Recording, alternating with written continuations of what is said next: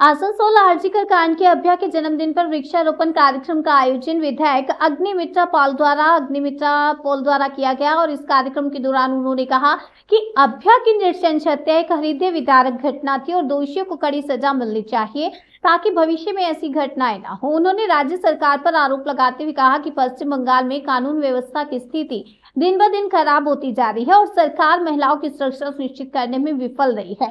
विधायक ने यह भी कहा कि अभ्या एक संवेदनशील और प्रकृति प्रेमी लड़की थी जिसे हरे भरे पेड़ पौधे बेहद पसंद थे।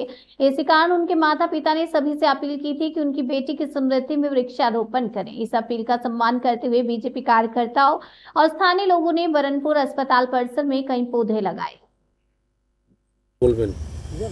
आज के अभयार जन्मदिन এবং আপনারা জানেন যে অভয়াকে খুব কষ্ট দিয়ে নৃশংসভাবে তাকে খুন করা হয় last year 2024 9th of August এবং অভয়ের মা এবং বাবা কয়েকদিন আগে আহ্বান করেছিলেন সমস্ত মানুষের কাছে যে অভয়ার ভীষণ গাছপালা ভালোবাসতেন, ফুলের গাছ, সেই জন্য আপনারা যদি গাছ লাগান এবং সেই কারণেই অভয়ার মায়ের বাবার আহ্বানে আমরা আজকে বানপুর হাসপাতাল ইসকোর বানপুর হাসপাতাল আসানসোল দক্ষিণ আমার বিধানসভায় এই হাসপাতালেই আমার জন্ম।